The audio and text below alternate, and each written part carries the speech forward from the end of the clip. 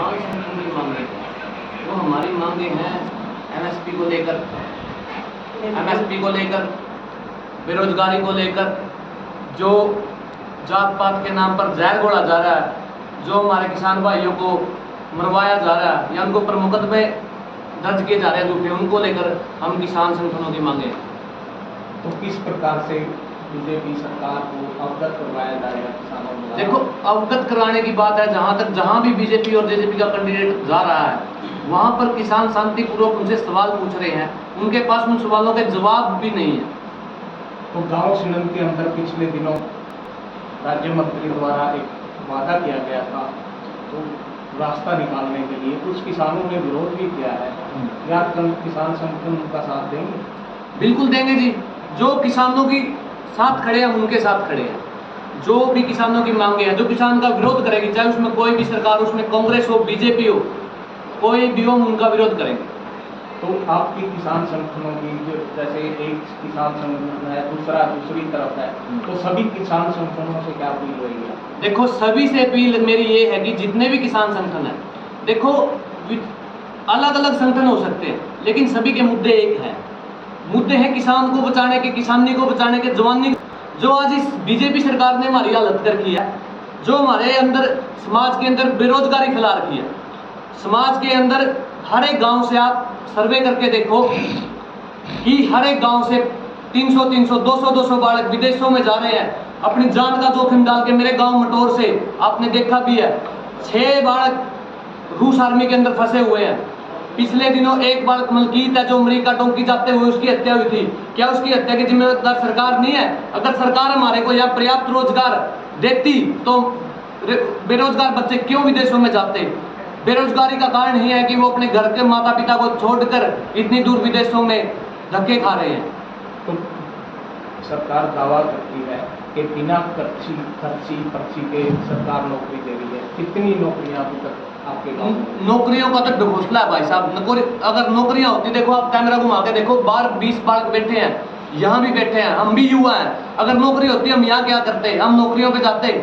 नौकरियों की बात है, पिछले दिनों आपने एक मुद्दा उठाया था आपके किसी चैनल से, मैंने अखबार के अंदर पढ़ा था कि यहाँ की राज्य मंत्री ने कहीं 2 सीट निकलवाई थी, उनमें 2 सीटों में बहुत से आवेदन गए थे, लेकिन बगैर बताए किसी उनके 2 अपने प्यारों का अपने उनको भर्ती करवा के उसको दरकिनार कर दिया, नौकरी का पता ही नहीं चला गई कहाँ पे। तो जैसे आप ये बता रहे हैं, आप ये नैलो नेता आदर्य सिंह चौटाला का समर्थन कर रहे हैं, तो उनको बता रहे हैं वे बीजेपी को जिताने के लिए खड़े हैं। हाँ, तो आपकी क्या राय है? कौन कह रहा है बात? ये कांग्रेस पार्टी के नेता, आप नेता। अच्छा, देखो जी, विपक्ष का और पक्ष का जो गठजोड़ है, ये हरियाणा के हर एक आदमी को पता है।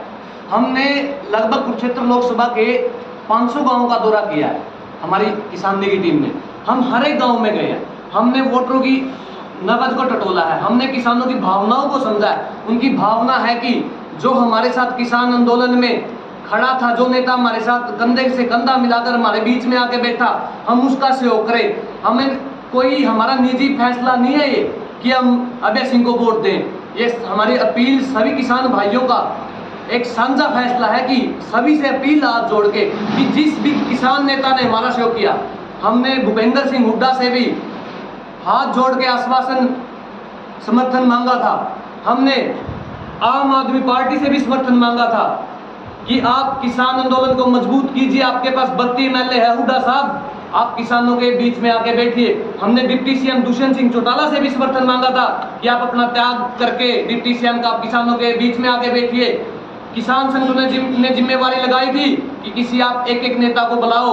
हमने जो हमारी टीम थी संयुक्त किसान मोर्चे की, हमने एक नेता के ऊपर हमने जिम्मेवारी ली थी कि हमें इस नेता की जिम्मेवारी लेते, इसको मनाने की कोशिश करेंगे। तो अभय सिंह चौटाला ने कहा था कि मैं पहले एलनाबाद की जनता ने मेरे को विधायक बनाया है, मैं उस जनता से एक बार पूछूंगा, अगर उस जनता ने कहा कि आप किसानों का साथ दो, आपकी मांगे जायज हैं, तो 26 तारीख तक अगर सरकार ने कानून वापस नहीं लिए तो मैं आपके बीच में 27 तारीख को जो हमारे विधानसभा के अध्यक्ष होते हैं उनको मेरा इस्तीफा सौंप कर, राज्यपाल को इस्तीफा सौंप कर मैं आपके बीच में बैठ जाऊंगा। और वही सत्या के धनी अभय सिंह चौटाला ने 27 जनवरी को, 26 जनवरी तक जब कानून वापस नहीं होते, 27 जनवरी को वो अपना इस्तीफा राज्यपाल को देकर किसानों के बीच में बैठ गए। जिस तरह एक कहावत भी है कि रघुकुल रीत सदा चली आई, प्राण जाए पर वचन न जाए, वही अभय सिंह ने अपने वचन का प्रण निभाते हुए किसानों के साथ बैठकर और किसानों के मांगों को मद्देनजर रखते हुए हमारे साथ बीच में बैठे। और रही बात विरोध की, जो एक कांग्रेस ऐसा आरोप लगा रही है, भाई साहब मैं आपको बता देना चाहता हूं, अगर बीजेपी के साथ कोई मिला हुआ तो वो भूपेंद्र सिंह हुड्डा है। हुड्डा, अगर मैं आपके चैनल के माध्यम से बताना चाहता हूं, अगर वो सुने, अगर हुड्डा बीजेपी से नहीं मिला होता, हमारे एक समाज के अंदर भाईचारा खराब करने वाले राजकुमार सैनी हैं, जिन्होंने किसान आंदोलन के जाट आंदोलन, जाट रक्षण के दौरान हमारे 36 बिरादरियों में से 32 नौजवानों को खाने वाला आदमी है वो भूपेंद्र सिंह हुड्डा और राजकुमार सैनी।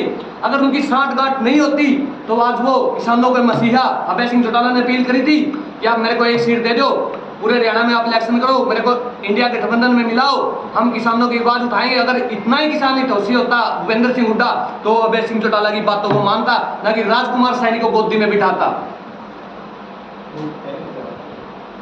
मैं कहूँ थी भाई जो